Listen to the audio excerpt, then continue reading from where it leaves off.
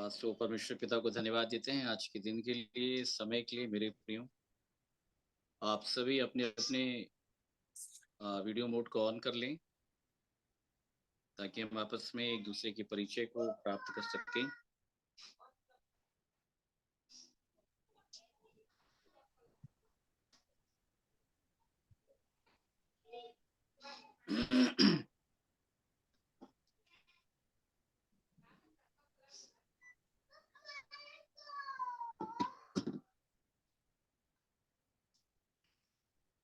मेरी आवाज सुन पा रहे हैं मेरे प्रियो आप सभी? जी भैया, क्लियर आवाज है। सभी अपनी वीडियो मोड को ऑन कर लें और उसके बाद हम वचन के भाग में जाएंगे। मेरे प्रियो, आमने सामने देखना मुझे बहुत अच्छा लगता है और आमने सामने देखना ये बाइबल की रीति है, इसको याद रखिएगा। इसलिए आमने सामने बैठने में, कैमरा ऑन करने में आप परहेज मत कीजिएगा, ठीक है? जी, ये बाइबल की रीति है, इसको याद रखिएगा। पौलुस कहता है आमने सामने बात करें। कैसे बात करेंगे? आमने सामने। आमने, ठीक है? परमेश्वर मूसा से कैसे बात करता था? आमने आमने सामने। सामने। आमने सामने। और आमने सामने वो ऐसे बात करता था जैसे कोई अपने भाई से, याद रखिएगा। जाओ जाओ हटो, हो गया ठीक ना? है? जय मसीह करने दो। जी भैया। जीवित परमेश्वर पिता को धन्यवाद देते हैं। और जितने भी लोग सुन पा रहे हैं मेरे प्रियो, सभी अपने वीडियो मोड को ऑन कर लें, जितने भी लोग हैं। अच्छा, कहीं हम ऐसे जगह बैठे हैं जहां हम ऑन नहीं कर सकते हैं या डिस्टरबेंस है तो एक अलग विषय है, परंतु अगर आप ऑन कर सकते हैं तो आप बिल्कुल करें मेरे प्रियो। मैं बीच बीच में इसलिए बंद कर देती हूँ क्योंकि भैया मेरा पार्लर और बुटीक का काम है। नहीं, तो कुछ मैं समझ ऐसे रहा हूँ बहन, मैं आपका समझ रहा हूँ जो आपने बताया। बिल्कुल वो कर जी, सकते हैं यहाँ। जी।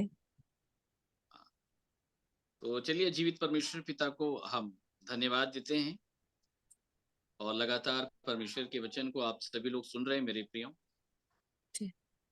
और सुनने के बाद आपके अंदर कोई विषय है, लगातार इन दिनों जो विषय चल रहे थे उनको लेकर के, या कोई और विषय है जो आप भैया आपने पूछना चाहते हो?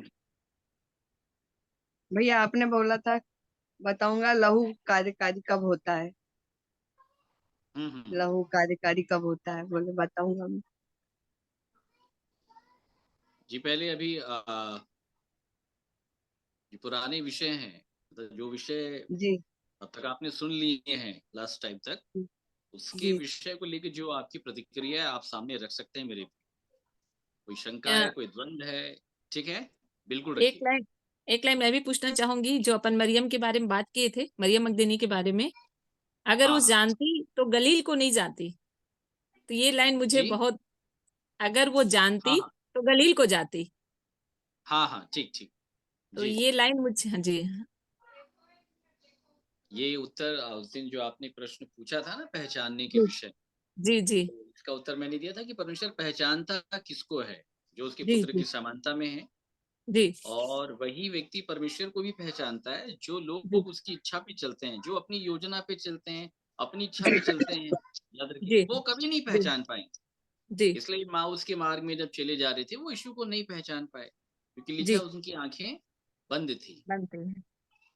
और आगे आंखें बंद क्यों थी? जब भी आप अपनी बुद्धि, अपनी समझ का आप सहारा लेंगे, ठीक है, याद रखिएगा, तो आप परमेश्वर को नहीं पहचान पाएंगे। याद जी, रखिएगा। और ना जी, परमेश्वर आपको पहचानता है, क्योंकि परमेश्वर उन्हीं को पहचानता है जिनके भीतर उसे अपने पुत्र का स्वरूप जी, दिखाई देता है। इसको याद जी, रखिए। जी, और इसलिए पुत्र को इच्छा की पहचान बताया गया है, और बाइबल बोलती है कि उसकी इच्छा की पहचान में बढ़ते जाओ, मतलब पुत्र के डील डॉल में बढ़ते जाओ। और जी, वो यही चाहता है जी, कि हम सब के अंदर उसका स्वरूप जी, उत्पन्न हो, स्वरूप। स्वरूप। ठीक है? हाँ, इसका उत्तर हमने उस दिन दिया था। चलिए आगे बढ़ते हैं। अगर और कोई विषय है तो आप बिल्कुल रख सकते हैं। इस कुछ लाइन को बोलना है? बताइएगा ना भैया कि गलील को जाती, कब्र में ना जाके गलील को जाती। हाँ हाँ, क्या बताएं मतलब?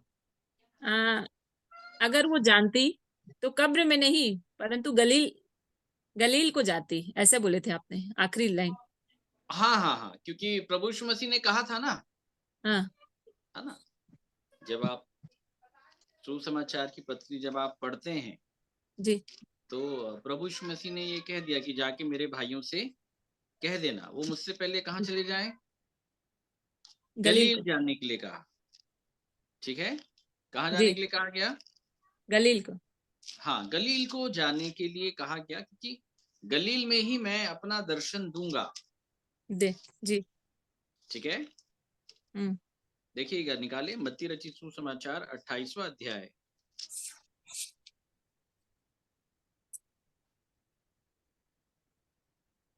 28 का 8 से पढ़िएगा।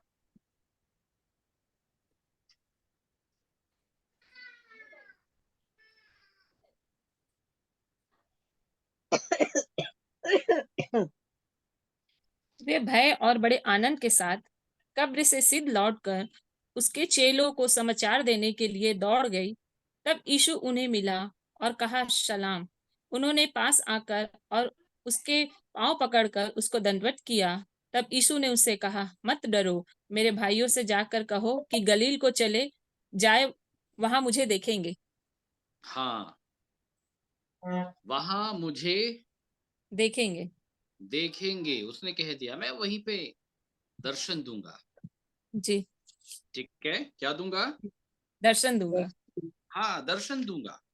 ठीक है, जी तो इस कारण प्रभु यीशु मसीह ने उनको गलील बुलाया, जी और ताकि वे गलील में आकर के का दर्शन पाएंगे। क्या पाएंगे?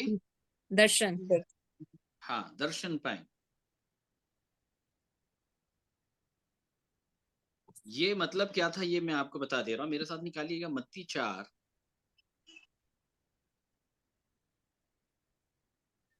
सुनिएगा ध्यान से। 4 हाँ का जी।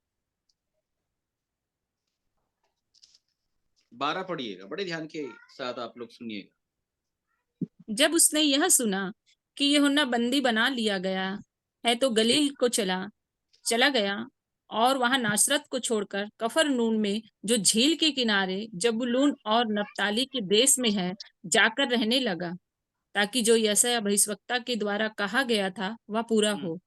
हम्म आगे। जबूलून और नप्ताली के देश, झील के मार्ग से यरदन के पार, अन्य जातियों का गलील, जो लोग अंधकार में हाँ, बैठे थे। किसका गलील? अन्य जातियों का जी गलील, बड़े ध्यान के जी साथ सुनिएगा। जी। गलील किनका था? अन्य जातियों का। अन्य जातियों का। जी ऐसे जगह में प्रभु यीशु मसीह ने दर्शन दिया है, जी गलील में। ठीक है, जी और जी। आगे। जो लोग अंधकार में बैठे थे, उन्होंने बड़ी ज्योति देखी, और जो हम्म मृत्यु के देश और छाया में बैठे थे, उन पर ज्योति चमकी। बस, उस समय बड़े ध्यान के साथ सुनिएगा, बस रुक जाइएगा बहन। जो लोग अंधकार में बैठे थे, बोलिए कहाँ जी, बैठे थे? अंधकार में। हाँ, ठीक है, जी अंधकार में बैठे थे, उन जी। पर। ज्योति चमकी। हाँ, नहीं नहीं, पूरा पढ़िएगा।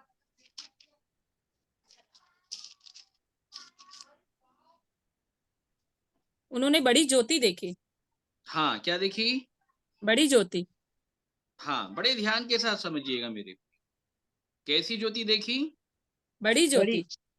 केवल ज्योति नहीं, बड़ी ज्योति ज्योति देखी।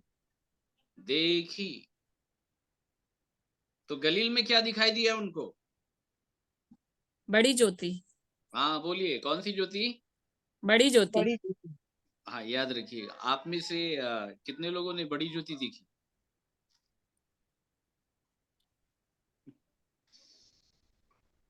बताइए, प्रभु यीशु मसीह है वो बड़ी ज्योति।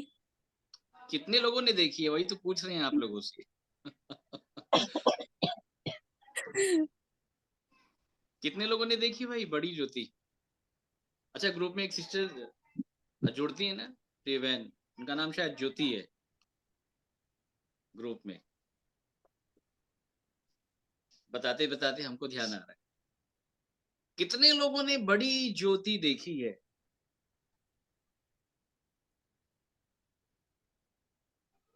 बताइए। मेरे जीवन में काम हुआ, मतलब वो बड़ी ज्योति ही नहीं किया, तो वो बड़ी ज्योति तो देखे हम। देखने की बात है। बोलिए किसकी बात है? देखने की। देखने की। हाँ, देखने की बात है। इसके क्रम को बहुत अच्छे से आपको समझना पड़ेगा। देखिए यशायाह में ये भविष्यवाणी है, यशायाह 9 का 1। अच्छा, वो क्यों प्रभु यीशु मसीह ने कहा, बड़े ध्यान के साथ समझिएगा। तो ये जी विषय आपको समझ में आएगा। यशायाह 9 का 1 से पढ़िएगा।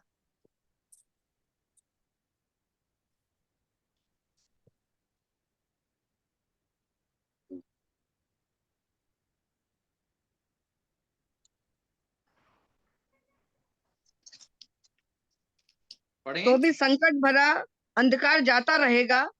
पहले तो उसने जबूलून और नप्ताली के देश का अपमान किया, परंतु अंतिम दिनों में ताल की और यरदन के पार की अन्य जातियों के गलील को महिमा देगा। किसको महिमा देगा?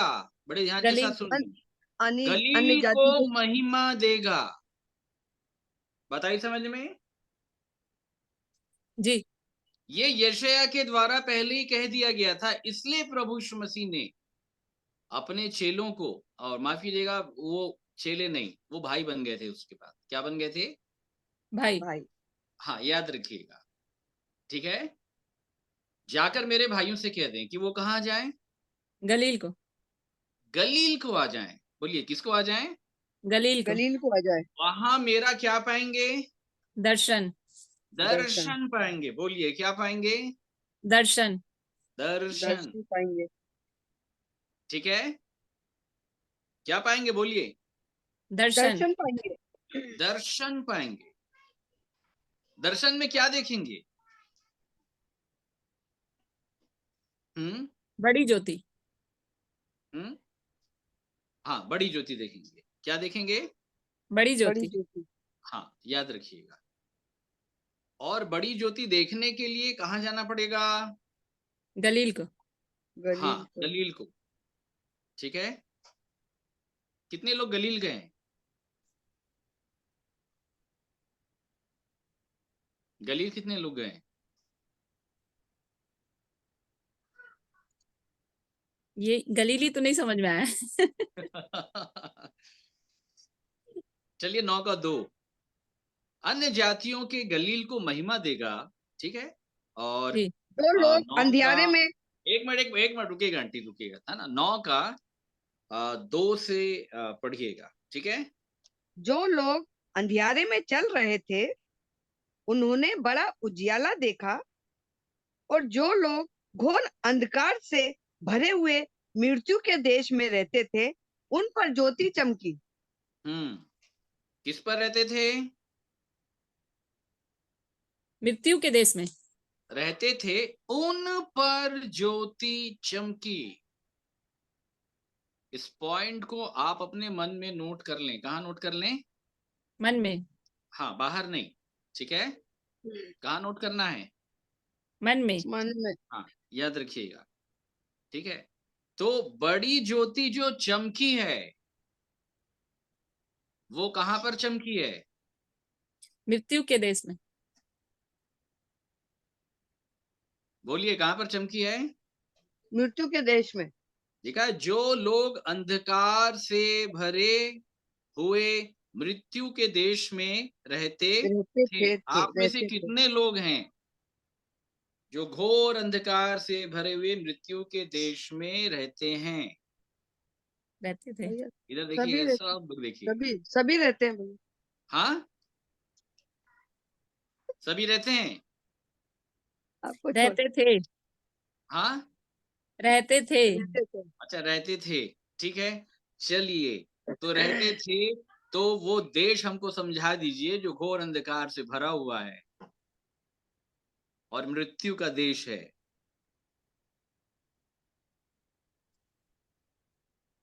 घोर अंधकार तो ये देह है, जो हम प्रभु यीशु मसीह को जो पहले नहीं जानते थे, तो ये अंधकार हम्म था हमारे जीवन में, जो हम्म हम आत्मा से वाकिफ नहीं थे कि हमारे अंदर परमेश्वर की आत्मा है।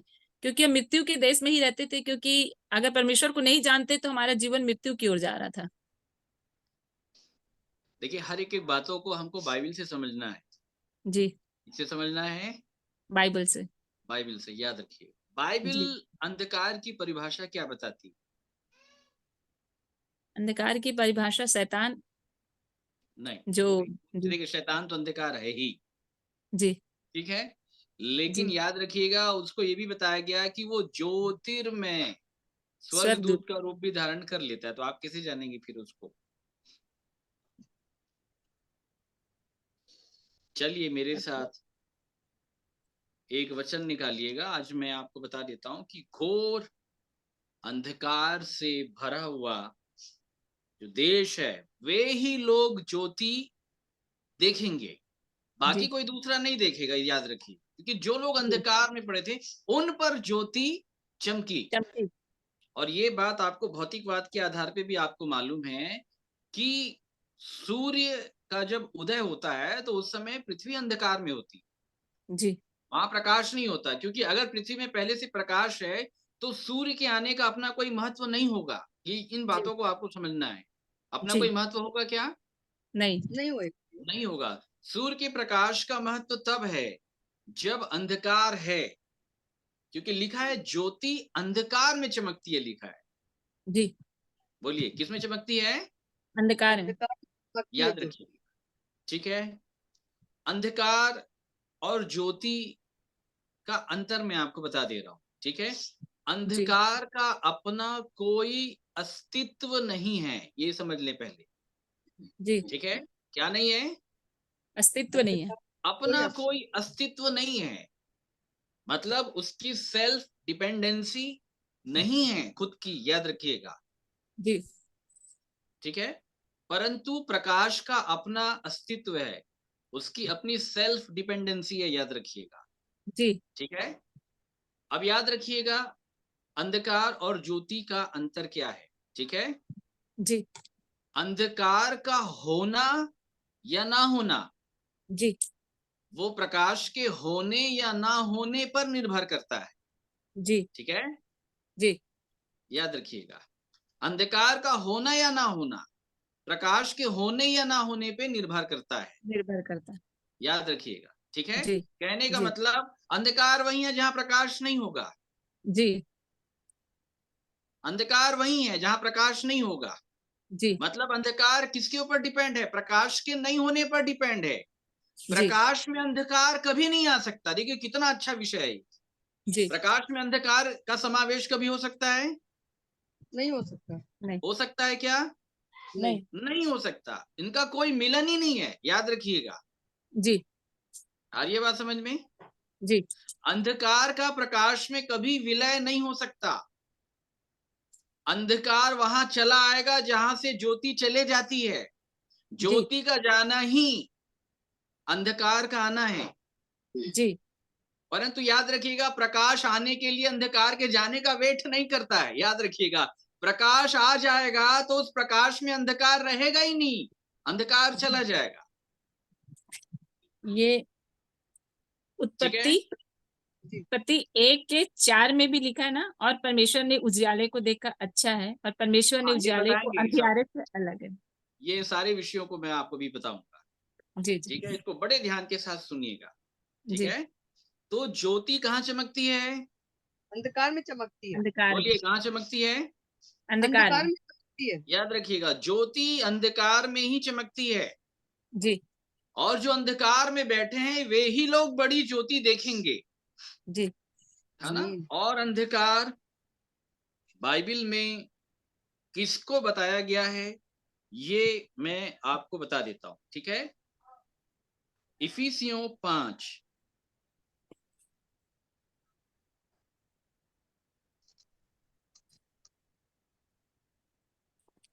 का 8।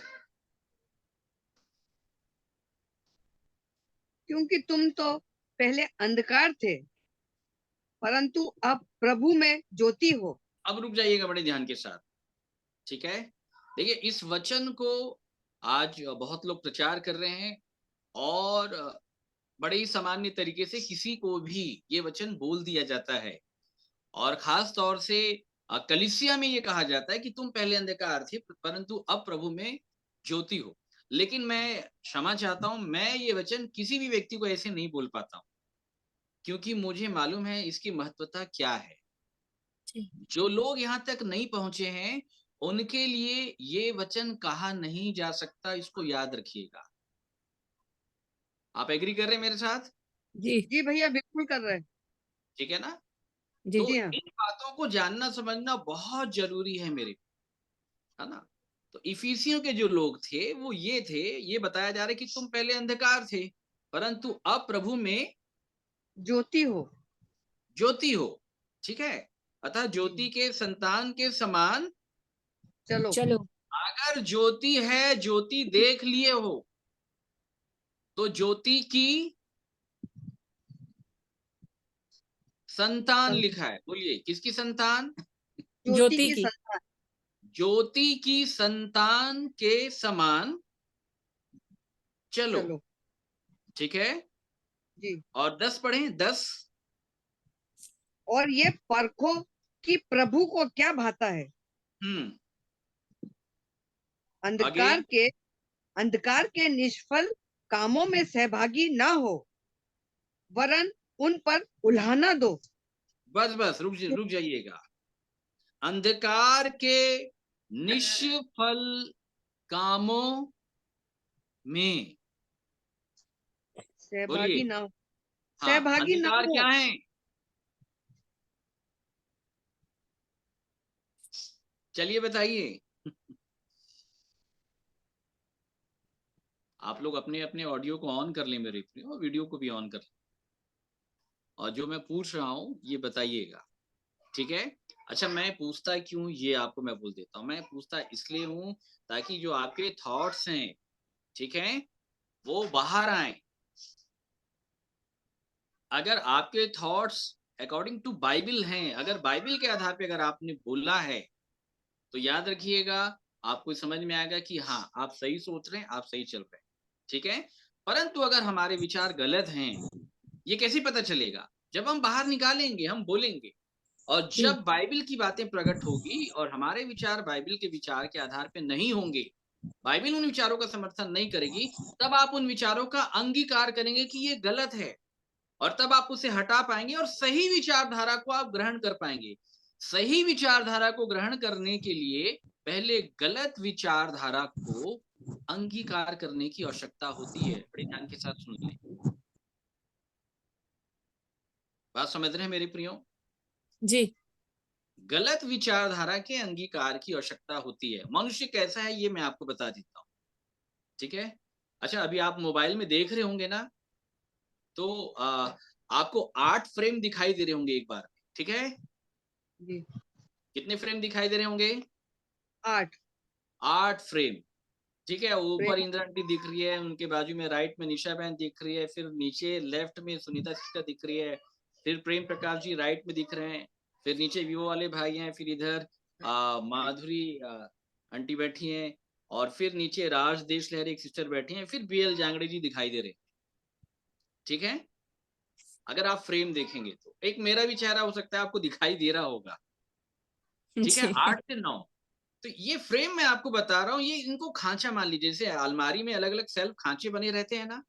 जी। और याद रखिएगा इन सारे खांचे में कोई ना कोई है।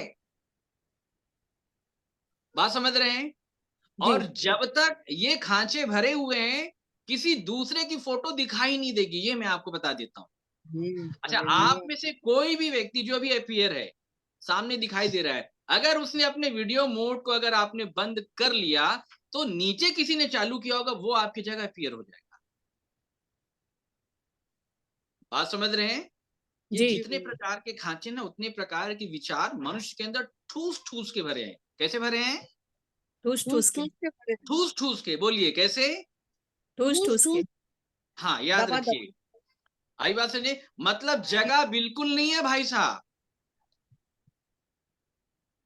जगह बिल्कुल नहीं है। इसलिए अगर मैं कुछ भी पूछूंगा तो सबके पास कुछ ना कुछ उत्तर होगा ही, क्योंकि विचार ठूस ठूस के भरे हैं। आप ये नहीं बोलेंगे कि क्या बोले, एकदम निरुत्तर आप नहीं होंगे। बहुत कम लोग हैं, कितनी भैया मालूम ही नहीं, मतलब भैया अलमारी खाली है वहां। अलमारी क्या है? खाली है। खाली। अच्छा, जिनकी अलमारी भरी हुई है, ठूस ठूस के विचारधारा भरे हुए हैं, तो उनमें मैं ये बाइबिल वाला विचार मैं नहीं डाल पाऊंगा, क्योंकि ऑलरेडी आपके अंदर विचार ठूस के भरा हुआ है। जी। ठीक है। अब जब मैं पूछूंगा कि इस वचन को आप कैसे लेते हैं, तो वही जो अलमारी के अंदर जो विचारधारा ठूस ठूस के भरा है, उसमें से एक तो आप निकालोगे और निकाल के सामने रखोगे, भैया मैं ये समझती हूँ। फिर मैं आपको बाइबिल का वचन बताऊंगा, तब आपको बात समझ में आएगी कि एक विचारधारा जो मैंने ठूस के रखी थी ये गलत है। तब क्या होगा, अलमारी में एक विचारधारा, परमेश्वर की विचारधारा को डालने के लिए एक विचारधारा खाली हो जाएगी। ठीक है। तो उस खाली जगह में फिर परमेश्वर के विचार को आप रख पाएंगे। बाइबिल इसे मन फिराव कहती। क्या फिराव कहती है? मन फिराव मन फिराव। कहती है। मन फिराव। मन फिराव क्या है? शरीर की बातों को जान लेना कि मैंने जो विचारधारा रखी है ये शारीरिक है, और आत्मा की बातें ये बोलती है। तो मैंने जो विचारधारा रखी थी वो गलत है। तो गलत है तो मन के खांचे से वो विचारधारा बाहर हो जाएगी, और हो जाए। सही विचारधारा जो है वो आ जाएगी। इसे कहते हैं मन फिराव। मन फिराव। बात आ रही समझ में? इसलिए जी। मैं आप लोगों से पूछता हूँ, तो इसे अन्यथा बिल्कुल मत लीजिएगा। ठीक है। ये ऐसा नहीं है कि मैं बहुत ज्यादा जानता हूँ, या ये एक मूर्ख प्राणी आपके सामने बैठा हुआ है, बस इतना ध्यान रखिएगा। ठीक है। और परमेश्वर की आत्मा की उपस्थिति में जो वो बोल रहा है, ये मेरी विचारधारा नहीं है। मैं अपनी ओर से कोई विचारधारा लगाता ही नहीं। मैं जो बोलूंगा बाइबल से आपको। ठीक है। जी तो भैया। अंधकार क्या है? प्रभु यीशु की उपस्थिति का न होना। अंधकार क्या है? लिखा है, अंधकार के गुप्त काम निष्फल कामों में सहभागी न हो। मत हो। ठीक है। जी। तो अंधकार क्या है? शैतान का गुप्त साम्राज्य। नहीं, गुप्त काम। शरीर के काम। बोलिए। शरीर के गुप्त काम। हाँ, गुप्त नहीं, प्रकट। हाँ जी। प्रकट है, कुछ गुप्त भी होंगे, ऐसा नहीं है। ठीक जी। है। लेकिन कुल मिलाकर के अंधकार का मतलब होता है शरीर के काम। बोलिए, किसके काम? शरीर शरीर के। के काम। इफिसियों 5:5 में क्या कहा गया? एक बार फिर से पढ़िएगा। क्योंकि तुम ये जानते हो कि किसी व्यभिचारी या अशुद्ध जन या लोभी मनुष्य की जो मूर्ति पूजा के बराबर है, मसीह और परमेश्वर के राज्य में मिरास नहीं। देखिए क्या बोला जा रहा है। व्यभिचारी, अशुद्ध जन या लोभी मनुष्य जो मूर्ति पूजा के बराबर है, मसीह के राज्य में मिरास नहीं है। मिरास। इसको बाइबिल अंधकार के काम बता रही है। बोलिए, किसके काम बता रही है? अंधकार अंध- के काम। हाँ, याद रखिए, क्योंकि इन्हीं कामों के कारण परमेश्वर का क्रोध आज्ञा ना मानने वालों पर भड़कता है। समझ ले पहली बात।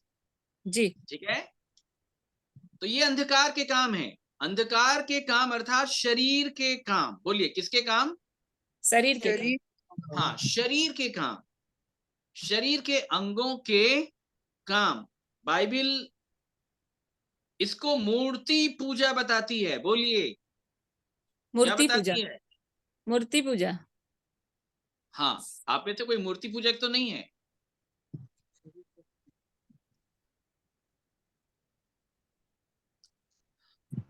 99% लोग मूर्ति पूजक हैं। क्या है? मूर्ति पूजा। मूर्ति पूजक हैं, याद रखिएगा। आपने वो वाला तो छोड़ दिया होगा, आप समझ गए ना, जो और लोग कर रहे हैं। जी। लेकिन एक्चुअल जो मूर्ति पूजा है, बाइबल में देह के काम को बताया गया। निकालिए कुलुस्सियों 3:3-5।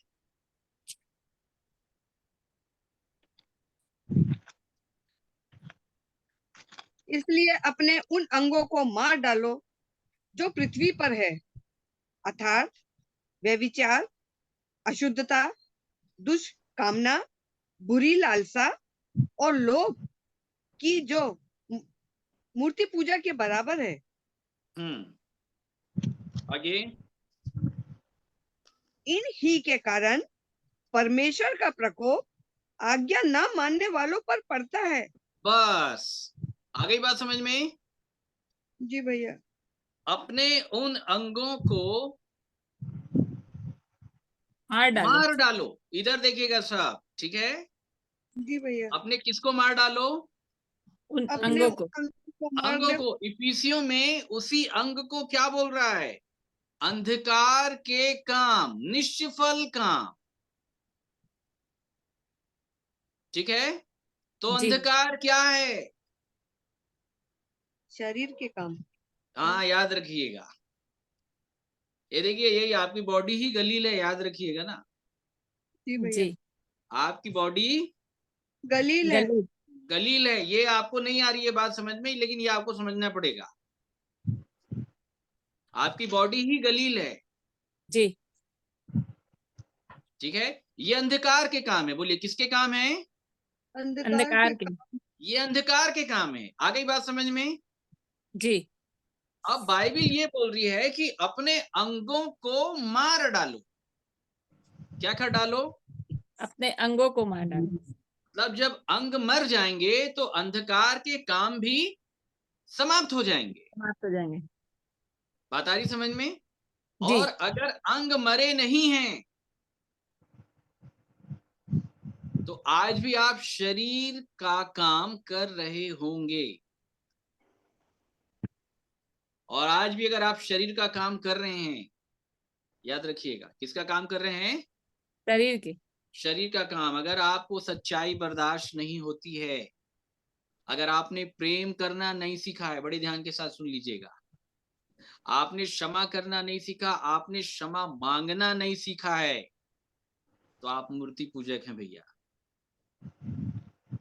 आप आज भी अंधकार में रहते हैं। कहाँ रहते हैं? अंधकार में। हाँ, याद रखिएगा। और जी। अगर कोई बोलता है कि मेरे पास वो ज्योति है, तो भाई प्रकट कर दे अपने जीवन से। सीधी साफ बात। क्या कर दे? प्रकट कर दो। प्रकट कर दे, सीधी सी बात है। आप बोलोगे मैं ज्योति हूं, और उसके बाद इसलिए पहला यौना भी लिखा है। तुम ज्योति हो बोल के अगर अंधकार में चलते हो, तो भाई साहब जी। आपकी उसके साथ कोई सहभागिता नहीं है। जी। आ रही है बात समझ में? जी। ज्योति है बोल करके अगर तुम अंधकार में चलते हो, ठीक है, तो आपकी जी। कोई सहभागिता उसके नहीं साथ है। नहीं होगी। बस केवल विचारधारा हमारी हो सकती है, जो पाठ हमको पढ़ाया गया होगा। आ रही है बात समझ में? जी। तो इसे अंधकार बताया गया है। बोलिए, क्या बताया गया है? शरीर के काम को अंधकार। क्या बताया गया है? अंधकार। अंधकार बताया गया मेरे प्रियो, इसको याद रखिएगा। ठीक है? और इसलिए एक सुंदर विषय, पहला थिस्सलुनीकियों 5,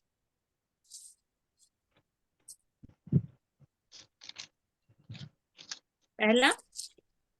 पहला थिस्सलुनीकियों 5, सुन ले बड़े ध्यान के साथ। 5 का 4 से पढ़िएगा।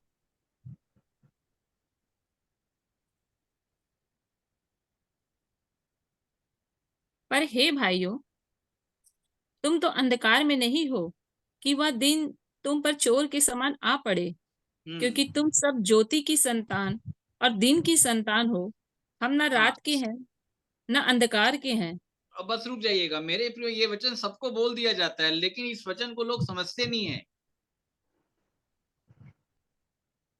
आ रही है समझ में बात? जी। इस वचन को लोग समझते नहीं है। हे भाइयों, तुम अंधकार में नहीं हो कि वह दिन तुम पर चोर के समान आप आ पड़े। सब इधर देखिएगा, किसके समान? चोर के समान। चोर के समान क्या दिन आ जाएगा? अंधकार के नहीं हो कि तुम चोर के समान आ पड़े। तो चोर के समान क्या आ जाएगा? बताइए। अंधकार के काम। हम्म प्रभु यीशु मसीह चोर के समान आएगा, बाइबल में लिखा है। अच्छा, ठीक है, कैसे आएगा? चोर के समय। चोर की नहीं आएगा, याद रखिएगा, वो पता नहीं चलेगा, केवल उन्हीं को पता चलेगा जो लोग ज्योति की संतान है। क्योंकि जो लोग ज्योति की संतान नहीं है वो अंधकार में के हैं, और जो अंधकार में के हैं वो चोर आएगा आकर के, मतलब चोर की नहीं, वो आएगा आकर के चला जाएगा, तुमको पता नहीं चलेगा। आ रही है बात समझ में? तो इसलिए लिखा है कि तुम सब ज्योति की संतान और दिन की संतान। दिन की संतान हो। किसकी संतान हो? दिन की। दिन की संतान हो। ठीक है, और आगे पौलुस कहता है हम ना रात के हैं और ना अंधकार के। अंधकार के। तो वही व्यक्ति बोल सकता है कि मैं अंधकार का नहीं हूं जिसने अंधकार के निष्फल कामों में अपनी सहभागिता देना बंद कर दिया है। आई बात समझ में? और अगर जी। आज भी गलातियों 5:19 आप निकाल के पढ़ लें, सुन ले बड़े ध्यान के साथ, गलातियों 5:19, बी प्रैक्टिकल, ये समझना पड़ेगा हमको।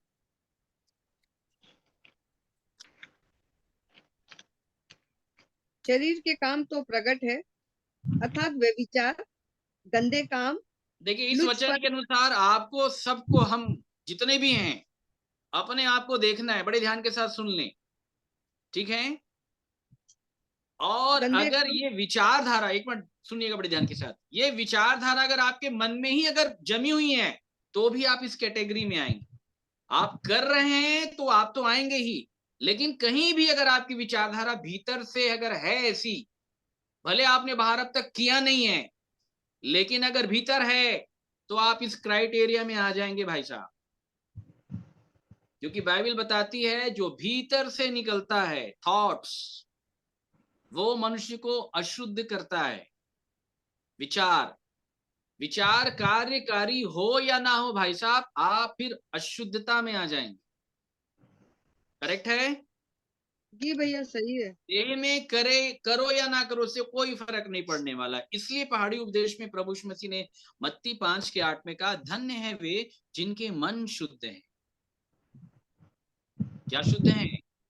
मन मन शुद्ध। शुद्ध हाँ, वे परमेश्वर को देखेंगे। देखेंगे। क्यों? क्योंकि वो अंधकार के निष्फल कामों में सहभागी नहीं है, उसमें उलाहना दे रहे हैं। बोलो क्या क्या दे रहे हैं? उलाहना। उलाहना मतलब बुरे विचार का विरोध पूर्ण रूप से। आ रही है बात समझ में? और उलाहना देना बड़ा खतरनाक काम है। यूहन्ना ने उलाहना दिया था एक राजा के विषय में। जी। लिखा है ना कि तुझे तेरे भाई की पत्नी को रखना उचित नहीं पत्नी है। को रख। जी। हाँ, फिर क्या हुआ? उसका सर कटवा दिया गया। जी। हाँ, अंधकार के निष्फल कामों में उलाहना देना चालू करो, फिर देखना फिर क्या होता है। जी। समझ गई। हाँ, उसके बाद अंधकार आपके अपोजिट आके खड़ा हो जाएगा। हम्म। उसके बाद फिर लड़ाई चालू होती है अंधकार से। अभी तो भाई साहब उसी के राज्य में आप उसी का काम कर रहे हैं। जी भैया बिल्कुल सही शरीर के बात। चलाए चल रहे हैं, तो कोई आत्मिक आत्मिक होता नहीं है। मैं आपको साफ बता दे रहा हूँ, सब टाइम पास चलते रहता है, उससे ज्यादा कुछ नहीं होता है। अंधकार के निष्फल कामों में उलाहना कितने लोग दे रहे हैं। अगर आप बुरा मान जाते हो ना, तो आप समझ लेना कि मैं आत्मिक नहीं, मैं शारीरिक हूँ। जी। आप जैसे के साथ तैसा कर देते हो ना, तो भी आप बोल देना मैं आत्मिक नहीं, मैं शारीरिक हूँ। शारीरिक। ठीक है, चलिए इसको पढ़ लीजिए, गलातियों 5:19। गंदे काम, लुचपन, मूर्ति पूजा, टोना, बैर, झगड़ा, बैर, झगड़ा, झगड़ा, ईर्ष्या, ईर्ष्या, क्रोध, क्रोध, विरोध, विरोध, झूठ, विधर्म, हाँ मतवालापन, लीला कीड़ा और इनके जैसे और काम हैं। हाँ इनके इनके विषय में मैं तुमसे कह देता हूँ, जैसा पहले भी कह भी चुका हूँ, कि ऐसे काम करने वाले परमेश्वर के राज्य के अधिकारी ना होंगे। बस रुक जाइएगा, एकदम क्लियर कट है। Be practical. अगर ऐसा है तो आप इसी समय, अभी आपका मन आपको बता दे रहा होगा कि आप स्वर्ग जाने वाले लाइन में खड़े हैं कि नहीं खड़े। यस। अब बताइए कितने लोग निकल गए हैं अंधकार से, ये वाले अंधकार से, है ना, घोर नहीं अंधकार। नहीं है निकल ना, पाए भैया। घोर अंधकार है कि नहीं, बताइए। है ना। है घोर भैया। अंधकार, बड़े ध्यान के साथ सुन लीजिएगा, ये जो देह के काम है बाइबल इसको घोर अंधकार बताती है। घोर अंधकार। सुन ले बड़े ध्यान के साथ, देह के कामों को बताती है। किसको बताती है? देह के देह काम। के देह के कामों को, ठीक है। मृत्यु का देश क्या है? लिखा है मृत्यु के देश में घोर अंधकार में रहते थे। बोलो किसके देश में? मृत्यु के। मृत्यु के देश में तो घोर मृत्यु क्या अंधकार में है? शरीर। हाँ एग्जैक्ट, किसने कहा? जिसने भी कहा बहुत सही कहा है। शरीर है मृत्यु। पौलुस कहता है मैं कैसा भागा मनुष्य, मुझे इस मृत्यु की देह से, होल बॉडी जो है, सर के बाल से लेके पैर के नख तक, ये मृत्यु है। ये मृत्यु का देश है। बोलिए किसका देश है? मृत्यु का। मृत्यु का देश है ये शरीर। मृत्यु का देश है। और इस मृत्यु के देश के अंदर आपकी आत्मा गुलामी में है, जकड़न में है, और अंधकार के काम आपकी आत्मा कर रही है।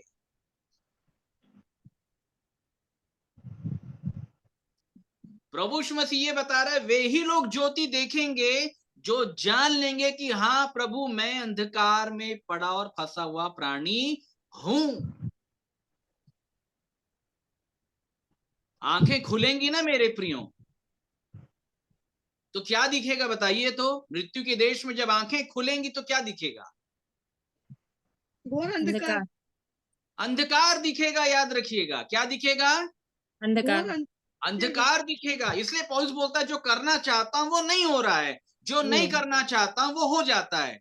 तो जो नहीं करना चाहता वो कौन से काम है? अंधकार के काम है। बड़े ध्यान के साथ सुनिएगा। और जो करना चाहता हूं वो प्रकाश का काम है। तो प्रकाश का काम प्रकाश में होगा। बात आ रही समझ में? जी। जी भैया। प्रकाश का काम किस में होगा? प्रकाश में। प्रकाश में होगा।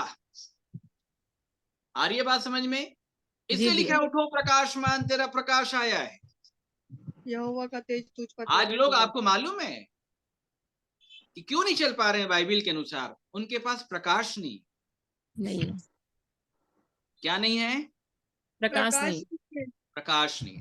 आपको मालूम है कि सूर्य जब सवेरे उगता है, सुन ले बड़े ध्यान के साथ, जी। क्या काम करता है वो? एक बेसिक काम ही करता है वो। उजाला देता है। ये तो सबको मालूम है। प्रकाश देता है। चलिए आज पता पड़ा हमको, प्रकाश देता है सवेरे। क्या अंधकार के करता है कार्य बेसिक? को, अंधकार अरे के कार्य को भी सूर्य, सूर्य जब आता है ना तो सबसे पहले उठाता है और सबको काम पे लगा देता है, सबको लगा देता है काम। जी जी। बच्चों को उठाता है स्कूल भेज देता है, स्त्रियों को उठाता है किचन में भेज देता है, पुरुषों को उठाता है जाओ नहाओ धो और अपने अपने ऑफिस निकल जाओ, जहां भी हो, सरकारी वाले, गवर्नमेंट वाले, व्यापारी हो, चिल्लर व्यापारी हो, थोक व्यापारी हो। अरे आपको भी तो ब्यूटी पार्लर में भेजता होगा सिस्टर सवेरे सवेरे उठा के। जी। मेरा पार्लर, बुटीक, घर ये सब एक साथ है। सब एक साथ, ठीक है। हाँ, बात लेकिन आ रही काम में समझ में? लगा देता है। सबको काम में लगाता है, सबको काम में लगा देता है। हाँ। मतलब काम प्रकाश में होगा। हम्म, काम कहाँ होगा? प्रकाश में। प्रकाश में। प्रकाश। अगर प्रकाश नहीं है, भाई साहब, वचन सुन सकते हो, बाइबल पढ़ सकते हो, प्रार्थना कर सकते हो, उपवास कर सकते हो, चर्च एक्टिविटीज में रह सकते हो, बाइबल बांट सकते हो, ट्रैक्स बांट सकते हो, दशवान दे सकते हो, दान पुण्य का काम कर सकते हो, बट चल नहीं सकते तुम बाइबल के अनुसार, क्योंकि अंधकार में। चलिए। बात आ रही समझ में मेरे प्रियो? जी चल भैया। नहीं पाओगे क्योंकि प्रकाश नहीं है तुम्हारे पास।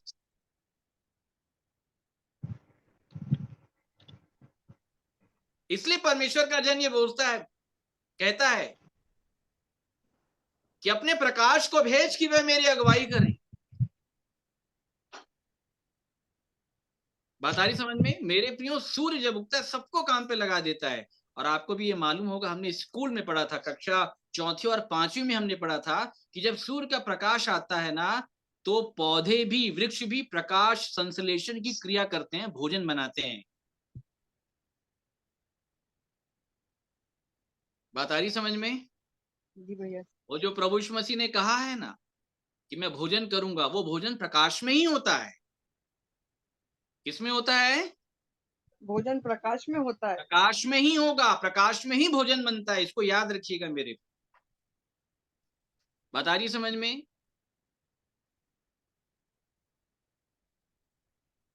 तब प्रकाश आएगा, याद रखिएगा। और जब प्रकाश आता है वो सबको काम में लगा देता है। और जिनके जीवन में प्रकाश नहीं है, वो रोमियो 7:14 पढ़ करके आप जान लें, जो करना चाहते हैं वो नहीं होता, जो नहीं करना चाहते अगर हो जाता है तो समझ लेना प्रकाश नहीं। हाय मैं कैसा भागा मनुष्य, मुझे इस मृत्यु की देह से, कौन सी देह से? मृत्यु की देह से कौन छुड़ाएगा? पौलुस ये बोलता है, एक प्रेरित बोल रहा है, बड़े ध्यान के साथ समझिएगा। एक प्रेरित कह रहा है, मुझे इस मृत्यु की देह से कौन छुड़ाएगा? वो जान लिया कि मैं इस मृत्यु के देश में रहता हूं, और मेरे ये शरीर के जो काम है ये अंधकार के काम है, इसमें प्रकाश कुछ भी नहीं है, बोल रहा है। वो ये कहता है कि मुझ में, अर्थात मेरे शरीर में, कोई अच्छी वस्तु वास नहीं करती, हर जगह अंधकार ही अंधकार है। बोलता है मुझे मेरे अंगों में दूसरे प्रकार की व्यवस्था दिखाई पड़ती है। बोलता है क्या पड़ती है?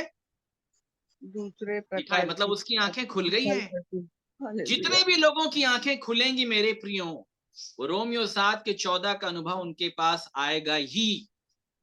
एक बार में कोई जीवन नहीं पा लेता, ये मैं आपको बता देता हूं, कोई नहीं पा लेता। हमारे बहुतेरे लोग ये सोचते हैं और गलत सोचते हैं, ये मैं आपको बता देता हूं। आप जीवन के लिए बुलाए गए, जीवन को पाने के लिए, बढ़ने के लिए अंधकार में से प्रकाश में आने की आवश्यकता है, याद रखिएगा। बात समझ रहे मेरे प्रियो?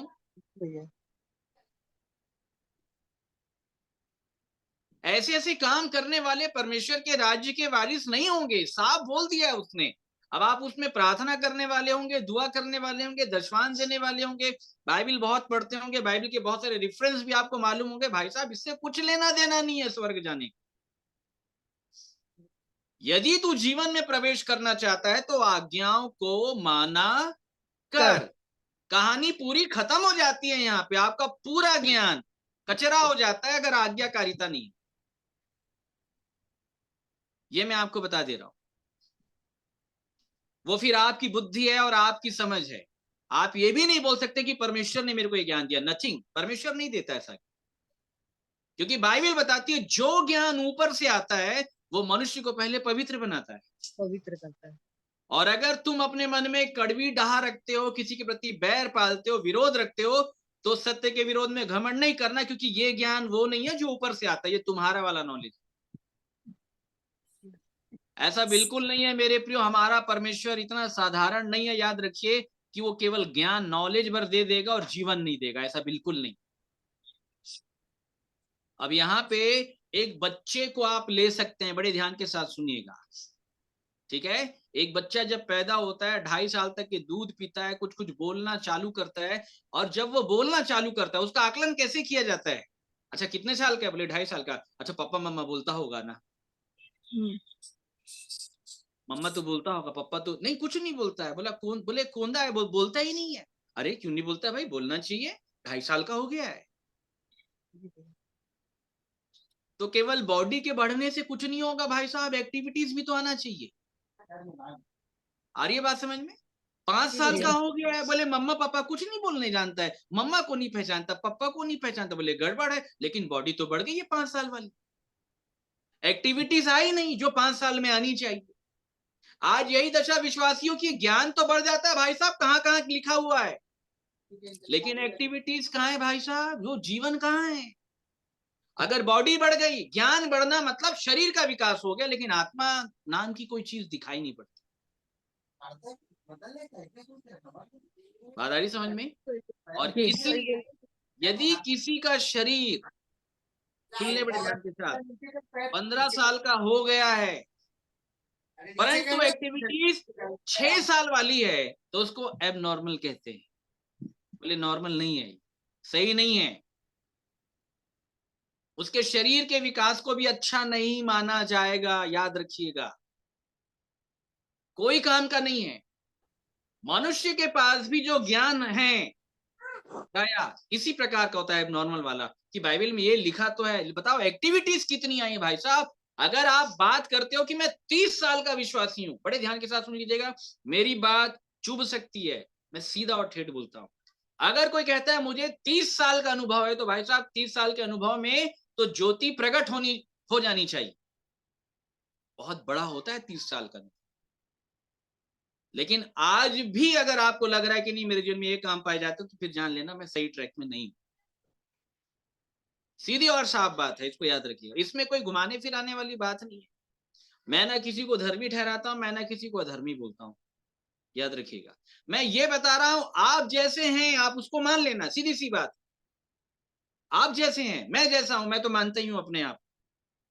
मैंने देखा है रोमियो 7:14। कभी आप आएंगे ना तो मेरी बाइबल के पीछे मैं सब लिख करके रखा हूं, डेट वाइज आपको पढ़वा दूंगा कभी। बात समझ रहे हैं मेरी? ये जो बातें मैं आपसे कहता हूं, ये मैंने लिखी हुई है, मैं आपको दिखाता हूं। सब देखिएगा बड़े ध्यान के साथ, ठीक है? मैं आपको दिखाता हूं, बैक कैमरा करके मैं आपको दिखाता हूं। अगर इसमें रुकिएगा,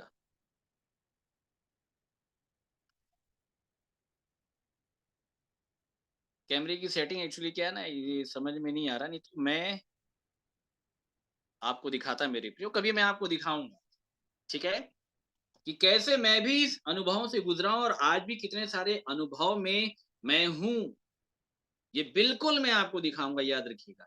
ये वचन मैं ऐसे ही आपको नहीं बोल रहा मेरे प्रियो, मैं उन अनुभवों से होकर के गुजर रहा हूं, इसलिए मैं इन बातों को जानता हूं कि मनुष्य की दशा क्या होती है जब उसकी आंखें खुलती है। और अगर हम इस अनुभव में नहीं आए तो हमको इस अनुभव में आने की आवश्यकता है, क्योंकि बिना इस अनुभव में आए कोई भी जीवन में प्रवेश नहीं करेगा। क्योंकि प्रभु यीशु मसीह ने बताया, जो मुझ पे विश्वास करता है वो मृत्यु से पार होकर जीवन में प्रवेश करेगा।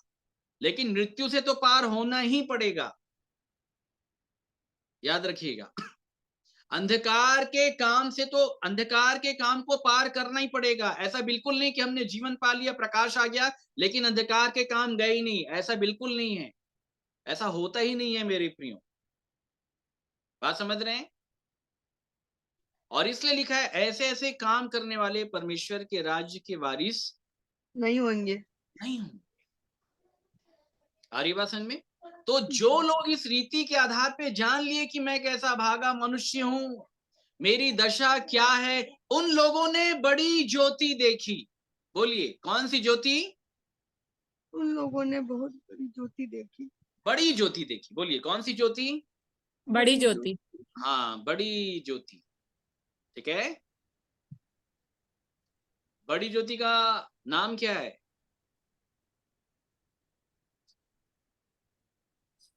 प्रकाश में। सूर्य।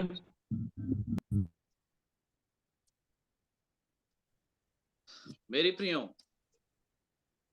बड़ी ज्योति का नाम यीशु मसीह। क्या है? प्रभु सूर्य। यीशु। सूर्य। देखिए, तो पुराना संदेश है। मैं ग्रुप के लोगों से पूछ रहा हूं मेरे प्रियो, बड़ी ज्योति का नाम क्या है? यीशु। हाँ, यीशु। चलिए निकालें। उत्पत्ति पहला अध्याय,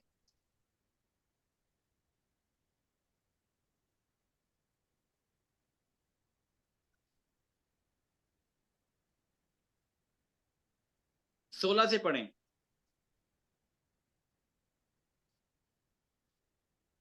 तब परमेश्वर ने 2 बड़ी ज्योतियां बनाई। कितनी ज्योतियां बनाई? 2 बड़ी दो ज्योति। बड़ी ज्योति। 2 बड़ी ज्योतियां बनाई। ठीक है, आगे। उनमें से बड़ी ज्योति को दिन पर प्रभुता करने के लिए और छोटी ज्योति को रात पर प्रभुता करने के लिए बनाया। 2 ज्योति बनाई, बड़ी ज्योति। बताइए, पहले किसका दर्शन होगा? सूर्य। बड़ी बड़ी की छोटी? बड़ी बड़ी बड़ी। वाह, क्या बात है, बड़ा शॉर्टकट मारते हैं भैया आप यही दिक्कत है, सबको बड़ा बड़ा चाहिए। क्या चाहिए? बड़ा। जिसने छोटा नहीं देखा ना भाई साहब, बड़ा मिलेगा ही नहीं। ये आपका नॉलेज बताता है कि आपने बड़ा ज्योति देखा ही नहीं अभी तक।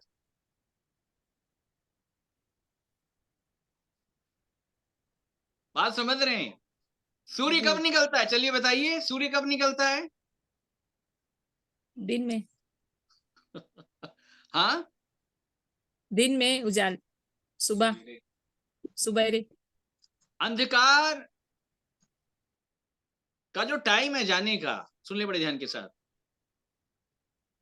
24 घंटे में प्रभु यीशु मसीह ने इसके 2 पार्ट किए समझाने के लिए। इसमें 4 पहर भी आते हैं, सबके अपने भेद हैं। उसने बताया क्या दिन के 12 घंटे नहीं होते? मतलब रात के भी 12 घंटे होते। रात के 12 घंटे में सूर्य निकलता है क्या? नहीं निकलता है भाई साहब। नहीं निकलता। तो वो याद जाएगा। रखिएगा, परमेश्वर ने 2 बड़ी ज्योति बनाई हैं। ठीक है, तो बड़ी ज्योति कब आती है? रात में आती है कि दिन में आती है? रात के जाने के बाद। दिन में आता है। बोलिए, जब दिन का 12 घंटा जब स्टार्ट होता है, रात के 12 घंटे के खत्म होने के बाद, तब बड़ी ज्योति आती है प्रभुता करने के लिए। उससे पहले रात के 12 घंटे में छोटी ज्योति प्रभुता करती है। बोलिए, हाँ भैया सही बोल। छोटी ज्योति। कैसी ज्योति? छोटी ज्योति प्रभुता प्रभुता। करती है। छोटी ज्योति। आ रही बात समझ में? छोटी जी ज्योति। भैया समझ गए। अब बताइए, छोटी ज्योति का नाम क्या है? चंद्रमा। चंद्रमा। अरे, सूर्य के प्रकाश को देखने से पहले भाई साहब चंद्रमा के प्रकाश को देख लो तारा आप। तारा तारा। अरे, तारा को मत लाओ अभी, अभी चंद्रमा को देख लें। किसको देख लें? चंद्रमा को। चंद्रमा। जिसने चंद्रमा नहीं देखा ना भाई साहब, आप भूल जाओ कि आप सूर्य देखोगे कभी। यस। बात आ रही है समझ में? जी जी। भैया। चलिए, अब मैं आपको सीक्वेंस में समझाता हूं। रोमियो की पत्री निकालिएगा। रोमियो 13 का 11 से पढ़िएगा। समय को पहचान कर ऐसा ही करो, हाँ, इसलिए कि अब तुम्हारे लिए नींद से जाग उठने की घड़ी आ पहुंची है। नींद से जाग उठने की घड़ी आ पहुंची है। आ पहुंची है, मतलब तुम सो रहे हो। बोला, बोलो, क्या हो रहे हैं? सो रहे हैं। क्योंकि बाइबल में लिखा है, जो सोते हैं वो रात को सोते हैं, और जो मतवाले होते हैं वो रात को ही होते हैं। देखो रोमियो, ये भी बुलाए हुए लोग हैं परमेश्वर के, ये भी कलीसिया बनने की कगार पे हैं, लेकिन सो रहे हैं। लेकिन लेखक बोल रहे हैं, समय को पहचान कर ऐसे ही काम करो कि तुम्हारे लिए नींद से जाग उठने की घड़ी आ पहुंची है। आ पहुंची है। ये समझना है आपको। ठीक है, आगे। क्योंकि जिस समय हमने विश्वास किया था, उस समय के विचार से अब हमारा उद्धार निकट है। अब उद्धार निकट है बोल रहा है, मतलब इतना टाइम तुमने बिता लिया है कि अब उद्धार निकट आ रहा है। बोलिए, क्या आ रहा है? निकट आ रहा है। निकट।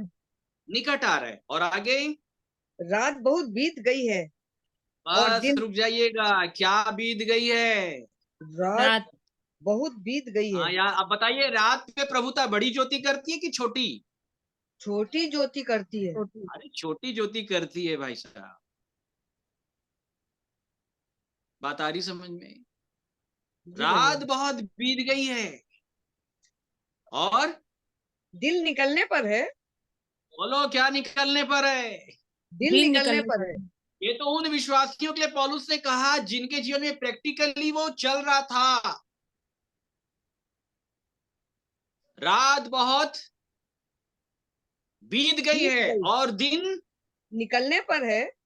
निकलने, क्या दिन के 12 घंटे नहीं होते? और जहां से दिन के 12 घंटे का आरंभीकरण होता है, सूर्य का उदय होता है। लेकिन उससे पहले विश्वासियों को रात से होके गुजरना पड़ेगा। तो आप कैसे देख लिए रे बाबा बड़ी ज्योति? आपने नहीं हाँ देखा है। भैया, हाँ भैया, सही बोल। पहले छोटी ज्योति के दर्शन को करना है। छोटी ज्योति कौन है मालूम है आपको? चंद्रमा। चंद्रमा, क्या है? चंद्रमा। चंद्रमा। सूर्य की परिभाषा चंद्रमा के द्वारा ही समझी जाएगी। सूर्य की परिभाषा तारे के द्वारा ही समझी जाएगी। बता रही समझ में? जी, चलिए बताइए, चंद्रमा क्या है?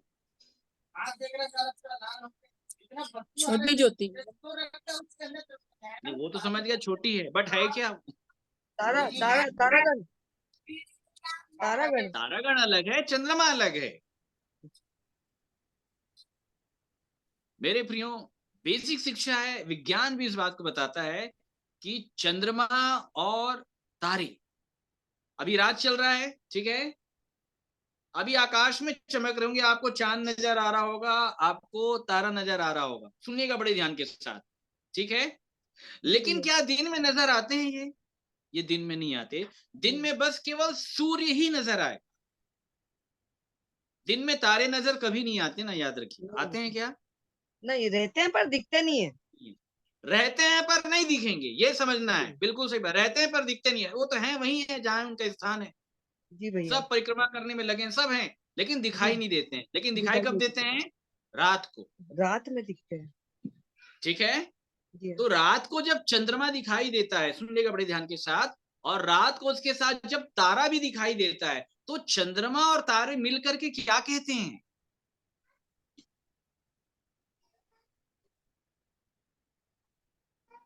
परमेश्वर की बड़ाई करते हैं। कैसे करते हैं? आपने कभी सुना, उनसे बातचीत की कभी आपने तारे से? उन्होंने कुछ बताया हमारे कान में आकर के? कभी?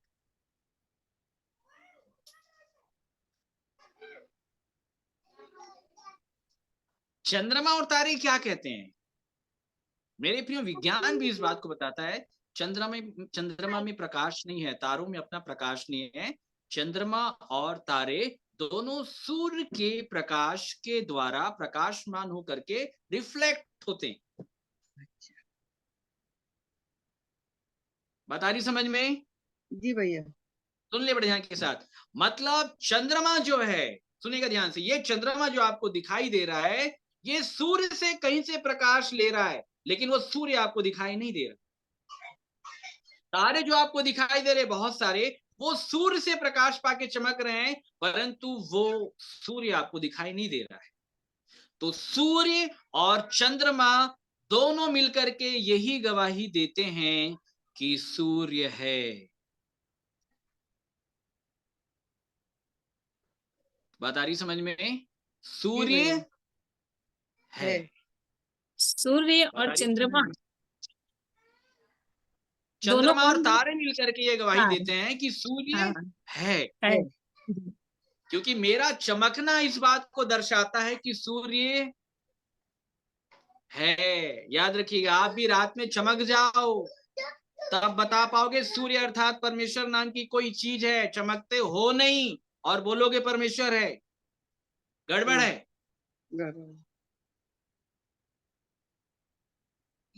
बात आ रही समझ में? जी भैया।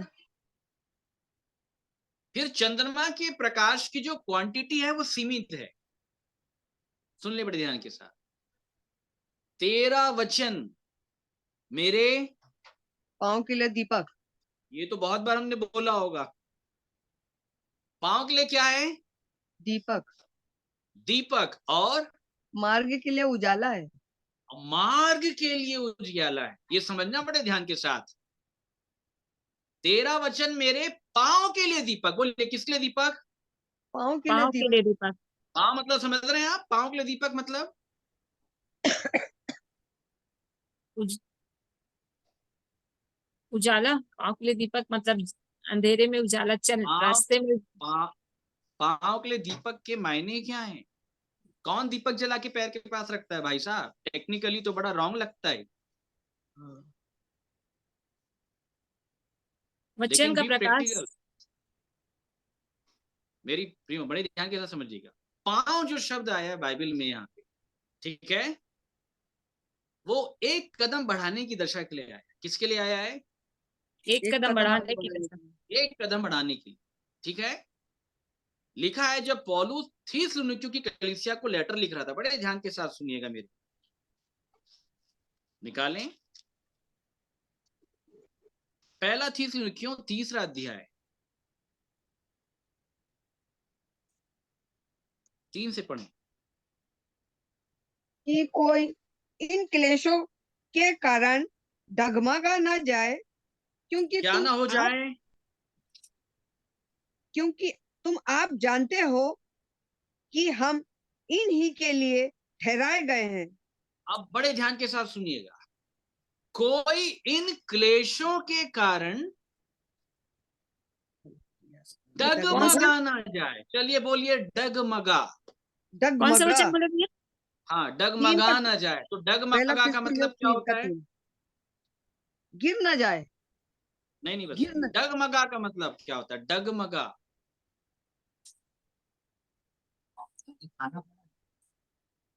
प्रैक्टिकली समझिए। इस तकलीफों में हम डगमगा ना जाए मतलब, हमारा विश्वास से ना हट जाए। अरे नहीं, ऐसा उत्तर मत कीजिए, ये बैलेंस उत्तर कोई बिगड़ मानता जाना। नहीं। बैलेंस बिगड़ जाना। हाँ बिल्कुल, बैलेंस की बात आपने की। किसकी बात? बैलेंस की। बैलेंस। अच्छा, ये डगमगाना शब्द दौड़ने वालों के लिए आता है कि चलने वालों के लिए आता चलने वालों के लिए। है? चलने वाला। एग्जैक्ट, चलने वालों के लिए आता है। सुनिएगा बड़े ध्यान के साथ। एक कदम बढ़ाना, सुनिए बड़े ध्यान के साथ। एक कदम बढ़ाना। बढ़ाना। बढ़ाना। और जब मैं पैर उठाता हूं, इधर देखिएगा, ये जब मैं पैर उठाया और पैर उठाने के बाद आगे जहां मुझे रखना है वहीं पे रखना है, और यहाँ पे रखने की जगह इधर आ गया तो इसको डगमगाना बोलते हैं। इधर उधर नहीं रखना है, ये इसी पर रखना है। तो ये क्या है जिस पर रखना है? ये है प्रभु यीशु मसीह के पद चिन्ह। बात आ रही समझ में? ये क्या है?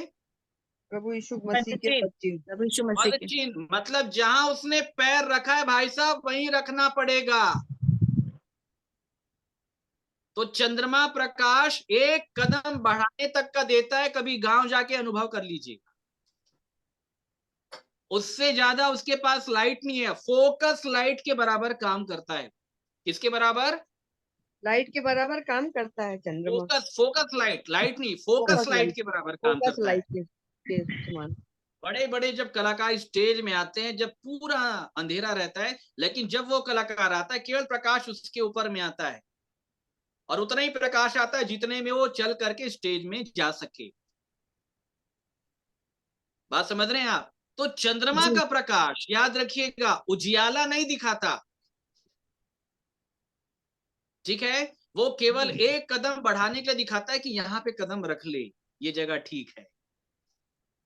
बात आ रही समझ में? जी और जी। भैया। जो लोग इस अंधकार के समय पे ठीक चाल मसीह के पद चिन्हों के ऊपर कदम रख रख करके आगे बढ़ेंगे, उनके लिए बड़ी ज्योति इंतजार कर रही है। उनके लिए सवेरा हो गया। कदाचित रात को रोना पड़े परंतु सवेरे आनंद पहुंचेगा, लिखा। रात रोते रोते बिता लो, इसलिए बाइबल में लिखा है धन्य है वे जो रोते हैं, क्योंकि रात का समय रोने के लिए ही बनाया गया बाइबल में। इसलिए लिखा है कि यीशु भी अपनी देह के दिनों में जब रहता था, क्योंकि वो देह का दिन उसके लिए भी अंधकार का दिन था, उसने आंसू बहा बहा कर रो रो के परमेश्वर से प्रार्थना और विनती की, जो उसको मृत्यु से बचा सकता था, क्योंकि उसकी बॉडी भी घोर अंधकार में थी उस समय। बात आ रही समझ में मेरे अपनी? जी भैया। और जब लोग इस अंधकार की घड़ी में एक एक कदम बढ़ाते हैं बड़ी ईमानदारी के साथ, उनके लिए बड़ी ज्योति इंतजार करती। अंधकार का समय लोगों ने बिताया नहीं, उनको डगमगाना क्या, उनको ये बातें समझ में नहीं आ रही। उनके लिए बड़ी ज्योति का उदय कभी नहीं होगा मेरे प्रियो, वो बड़ी ज्योति कभी नहीं देखेंगे। चेलों ने अपने जीवन में घोर अंधकार का दिन देखा, सब कुछ देखा 3.5 साल में, और तब उसके बाद प्रकाशमान दिन को उन्होंने देखा। बड़ी ज्योति का दर्शन बस केवल चेलों ने पाया, और छोटी ज्योति का दर्शन भी चेलों ने ही पाया, भीड़ ने कभी नहीं पाया। मर के जी उठने के बाद बड़ी ज्योति का दर्शन सबको नहीं मिला है, केवल चुनिंदा लोगों को मिला है, याद रखिएगा। लेकिन जीते जी जब प्रभु यीशु मसीह सामान्य साधारण रूप में थे, वचन के सुनने वाले लोग हजारों की संख्या में थे, लेकिन प्रभु यीशु मसीह का मृतकों में से जी उठने का दर्शन मात्र केवल सैकड़ों की दशा में था मेरे, उससे ज्यादा लोग नहीं थे। बता रही समझ में? 100 सवा 100, उससे ज्यादा लोगों ने दर्शन नहीं पाया। कम ही लोगों ने, इससे भी कम लोगों ने दर्शन पाया प्रभु यीशु मसीह के जी उठने का दर्शन। बड़ी ज्योति का दर्शन नहीं होता है सब, लेकिन उस लायक बनेंगे तो हो जाएगा, याद रखिएगा। तो बात आ रही है समझ में मेरे प्रियो? जी भैया। जो लोग रात के समय को ईमानदारी के साथ उल्हाना देते देते काट लेंगे, अंधकार के निष्फल कामों में सहभागी मत हो, वरन उल्हाना दो। रात का समय छाती पीटने का है। प्रभु ये बॉडी मुझे बहुत परेशान करी, पिताजी दया कीजिए, मैं उल्हाना दे रहा हूं, मैं ये करना नहीं चाहता, इसका मतलब उल्हाना है, इसके लिए रोना और पीटना पड़ेगा। याद रखिएगा, ये रोने और पीटने के दिन हैं। और जो लोग अंधकार के समय को वे ही लोग काट करके बड़ी ज्योति के दर्शन तक पहुंचेंगे, जो लोग छाती पीटते हुए दिन पूरा करते हैं। क्यों पौलुस कहता है, मैं रो रो करके कहता हूं, क्यों कहता है? क्यों प्रभु यीशु मसीह अपनी देह के दिनों में था, क्यों रो रहा था? ये समझना है मेरे। इसलिए प्रभु यीशु मसीह ने कहा, हाय तुम पर जब तुम हंसते, लेकिन धन्य हो तुम जो रोते। कौन है रोने वाले लोग? जिन्होंने जान लिया कि प्रभु मैं इस गलील में रहता हूं, मैं अंधकार के कामों में पड़ा और फंसा हुआ प्राणी हूं।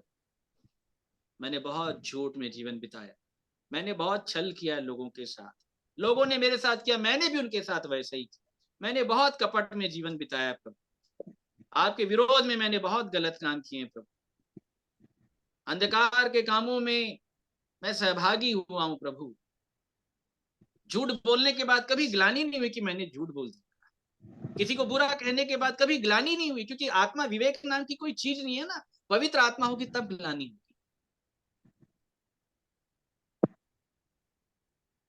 पिताजी मैंने इस देह के द्वारा बहुत गलत काम किए प्रभु, पौलुस के समान मैं कैसा अभागा प्राणी, मुझे मृत्यु की देह से कौन छुड़ाएगा प्रभु। मैं इस अन्य जातियों से भरा हुआ, मैं गलील में रहता हूँ, मेरी आत्मा तो आपके देश की है, लेकिन ये जो शरीर है ये गलील है, ये दूसरे देश में रहता है, दूसरे देश में रहता है। जब मेरा शरीर भी स्वर्गीय हो जाएगा तब मैं बोलूंगा मैं विदेशी और मुसाफिर नहीं हूं, अब मेरी बॉडी भी स्वर्गीय हो। परंतु आज भी देह के द्वारा वही काम होते हैं, और आत्मा भी उन कामों में अगर संलग्न है, बड़े आनंद के साथ, लिखा ना, बड़े आनंद के साथ शरीर और मन की इच्छा अगर पूरी कर रहे हैं, तो जान लेना कि आत्मा भी विदेशी है, शरीर भी विदेशी है। हम अभी तक विदेशी हैं, स्वदेशी नहीं बने। हम आज तक गलील में ही रहते हैं और हमको मालूम नहीं कि हम गलील में रहते हैं। धन्य है वे जिन्होंने जान लिया इस प्रचार के द्वारा, इस प्रचार के दर्पण में, कि हाँ प्रभु मैं गलील में रहता, मैंने अपनी दशा जान ली प्रभु। मुझे मेरे अंगों में भी दूसरे प्रकार की व्यवस्था दिखाई। जब भला काम करने की इच्छा करता हूं तो ये अंधकार आके घेर लेता है, ये दीवार की नाई खड़ा हो जाता है, ये मुझे जाने नहीं देता। जब भले काम की इच्छा करता हूं, बुराई मेरे सामने आके खड़ी हो जाती है, इस कदर खड़ी हो जाती है कि दिखाई कुछ नहीं देता। आंखें तो खुल गई है मेरे प्रियो, परंतु दिखाई कुछ नहीं देता, क्योंकि विज्ञान भी इस बात को बताता है कि आपकी आंखों में देखने की क्षमता नहीं है। विज्ञान भी इस बात को बताता है कि आंखों को देखने के लिए प्रकाश की आवश्यकता है। प्रकाश, लाइट्स ऑफ कर दीजिए, कुछ नहीं दिखाई देगा, आप टटोलने लग जाएंगे। और इसलिए बाइबल में लिखा है, टटोल कर पा जाओ परमेश्वर को, प्रेरितों के काम में लिखा है। वो दूर नहीं है, लेकिन टटोलो तो सही, टटोलो तो सही। इसलिए प्रभु यीशु मसीह ने उस अंधे व्यक्ति की आंख में, समझ रहे, लगा के कहा कि जाके शीलो के कुंड में धो ले। टटोलते गया है, टटोल करके पा जाओगे। टटोलने वाला कौन है? पौलुस भी टटोल रहा था, मतलब प्रभु मैं अंधा हूं, तब बाइबल बोलती है कि वो अंधों की ज्योति है। आप टटोल के प्रकट तो करें कि प्रभु मैं अंधा हूं। और अगर फरीसियों के समान अगर कहने लग गए कि हम देखते हैं, तो तुम्हारा पाप भी तुम्हारे अंदर बना रहे। मैं इस जगत में ज्योति होकर के आया हूं। एक अंधा व्यक्ति आपके सामने बैठा है मेरे, मैंने भी अपने अंधेपन के जीवन को देखा है। परमेश्वर ने इस अंधकार से भरे हुए जीवन में चंद्रमा की प्रकाश की नाई भी मेरी अगुवाई की। एक एक कदम बढ़ाने के लिए उसने मुझे संभाला है। एक बड़ा प्रकाश मुझे दिखाई देता है, मैं जिसको पाने के लिए बढ़ता हूं। और इसलिए अंधकार का अनुभव है मेरे को। इसलिए मैं आपको बताता हूं, जिसने चंद्रमा के दर्शन को पा लिया, वह सूर्य के दर्शन को भी पाएगा। सूर्य किसके जीवन में आ रहा है? एक आखिरी वचन निकाले मेरे, मलाकी नबी की किताब 4 अध्याय, मलाकी 4 का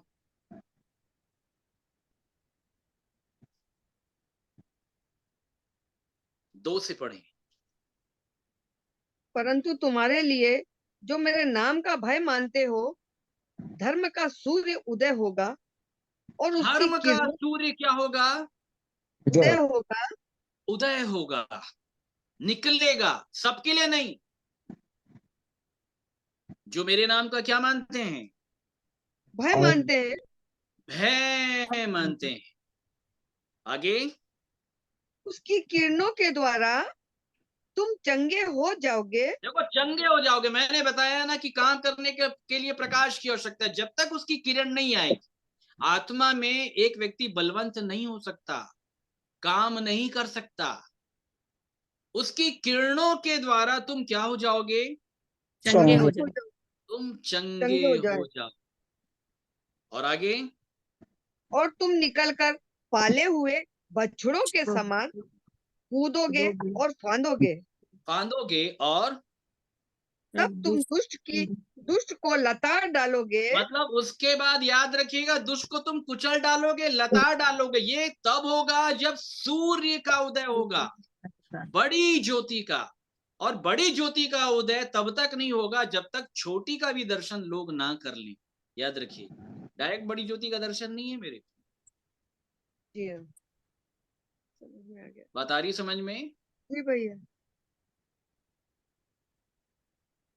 तुम दुष्ट को लताड़ डालोगे, और अर्थात मेरे उस ठहराए हुए दिन में ठहराए हुए दिन में वे तुम्हारे पाँव के नीचे की राख बन जाएंगे। राख बन जाएगा। कौन? दुष्ट, जो अभी लोगों के ऊपर दुष्ट। प्रभुता करता है। गलातियों 5:19 पढ़वा दीजिए। अगर वो काम हो रहे तो समझ लेना भैया वो प्रभुता कर रहा है मेरे ऊपर। जो मैं नहीं चाहता वही काम मुझसे हो जा रहा है, प्रभु बार बार हो जा रहा है। जो कोई पाप करता है, प्रभु यीशु मसीह ने बताया, वो पाप का दास है, इसलिए करता है। दास की परिभाषा क्या है? जो जिससे हार जाता है वो उसका दास बन जाता है। मनुष्य हारा हुआ प्राणी है। बहुत सारे लोग नाम के विश्वासी हैं, परंतु हारे हुए प्राणी है। शैतान को हराना कैसे है, उसकी विधि क्या है, वो नहीं जान पा रहे। मेरे प्रियो, कुछ कुछ वचन कहीं कहीं से निकालने से बातें नहीं होंगी, इसको याद रखिएगा। इसके संपूर्ण विषयों को जानना पड़ेगा, संपूर्ण विषय। और वो मेरे ठहराए हुए दिन में वे तुम्हारे पांव के नीचे की क्या बन जाएंगे? राख बन जाएंगे। राख बन जाएंगे, राख। ये कब होगा? जब सूर्य का उदय होगा। बोलिए, किसका उदय होगा? जब सूर्य का उदय उसके होगा। किरणों में चंगाई है। बोलिए, किसमें चंगाई है? उसकी किरणों में चंगाई उसके है। किरणों में चंगाई है, याद रखिए, बात समझ रहे हैं मेरे? उसकी किरणों में चंगाई है। मूसा परमेश्वर से बात करके आता था तो उसके चेहरे से किरणें निकलती थी, लेकिन तो भी वो किरणें घटने वाले तेज की थी। परंतु नए नियम में जो किरणें हैं वो बड़ी ज्योति की किरणें हैं, और वो बढ़ते हुए तेज के लिए है, स्थिर होने वाले तेज के लिए। बात समझ रहे हैं मेरे? शुद्धता, पवित्रता, सिद्धता, स्थिरता, उसके बाद बलवंत होना, इस क्रम में ये बड़ी ज्योति लेकर के जाती है। स्थिर बनाने के लिए, क्या बनाने के लिए है? स्थिर बनाने के लिए। बनाने के लिए। तो बात आ रही है समझ में मेरे प्रियो? अन्य जातियों का गलील को वो क्या देगा? महिमा देगा। मतलब जो लोग जान लिए कि हाँ प्रभु, मैं आज भी इस पाप की दशा में हूं, पाप के बंधन में हूं, क्योंकि जो कोई पाप करता है वो पाप का दास है।